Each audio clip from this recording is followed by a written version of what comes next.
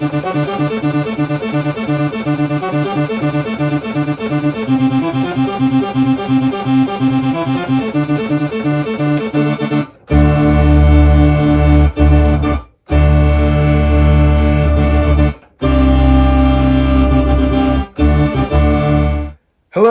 I've been asked to do more how to shred on keyboard videos, so today's edition is how to deal with guitar picking on the keyboard. Guitar players can pick the same note back and forth with basically one hand motion just reversing itself, and that's pretty difficult to do on a keyboard because of course one finger, one note. So we use either 2 fingers for 2, we use 3 fingers for 3, or we use 4 fingers for 4.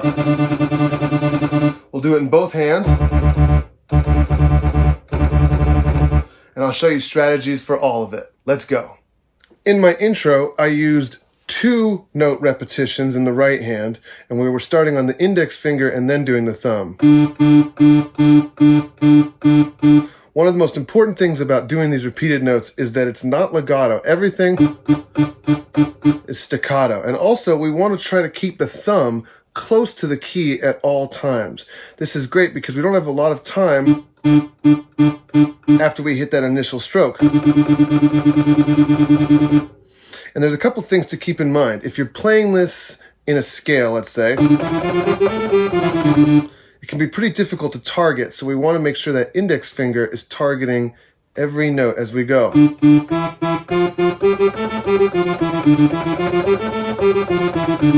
We can also, if we're doing 2 notes next to each other, use our middle finger to start the second one. And the thumb, notice, is carrying underneath.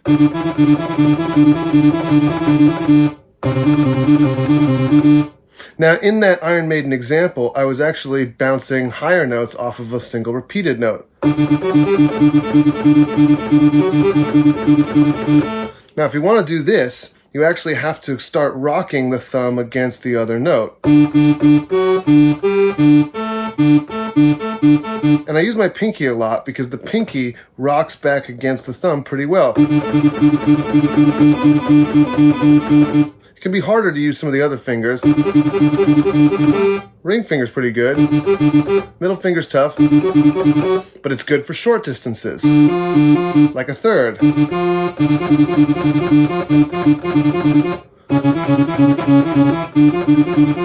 And yes, you can do this on black keys as well.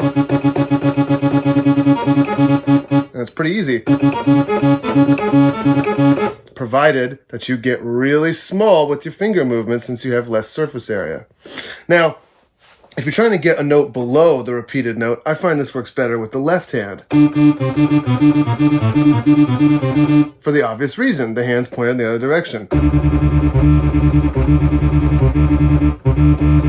And same thing here. When I do this trick with the left hand, I'm starting with the index finger.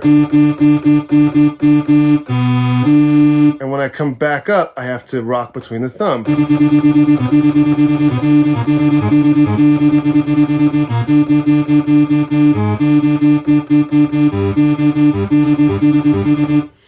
You can, if you want like a bass and guitar playing together, do these at the same time.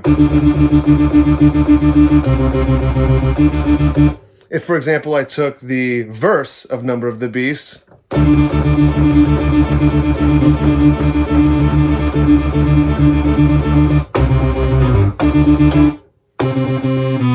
now that's an interesting one, right? Because we have a repeated note. And on the left hand, since we're going down, it's pretty easy to start switching fingers. With the right hand, we could use the index finger, but then we have to start on the thumb. If we start on the index finger, we can use the thumb and carry over.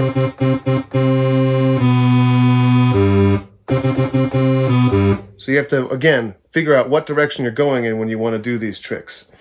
Okay, now 3, the gallop, starts on the middle finger. And as you can, for me, 3 and 4 is easier in the left hand.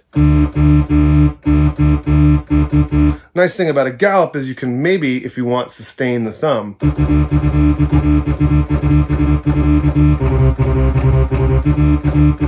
This is harder for me in the right hand, Because again, what we're trying to do is we're trying to play staccato notes quickly, get out of the way, but be in the right spot. So each finger comes back to the right spot. My hand can't travel too far. It's got to stay kind of tight. Classical piano players figured out all of these groupings, by the way. And if you listen to Chopin or Liszt, you will hear this all over the place. I learned the 4-finger one from Bartók's Bear Dance. And this one is probably the hardest. I'm really bad at it in my right hand.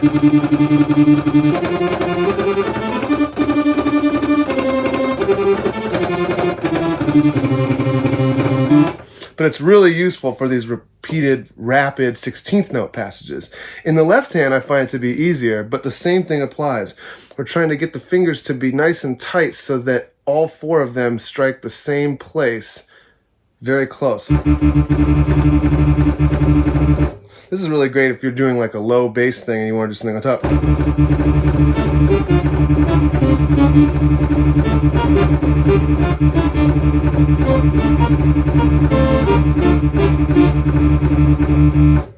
Very cool. And that's pretty much all there is to say about this technique. What we want to do is we want to be very mindful of what finger we start on. We want to make sure everything is staccato but light. You don't want to be too stressed in your wrist when you do this, and really make sure that the fingers have a small target area. It's really good to practice this on black keys because they have a smaller surface area. So if you took like this B flat,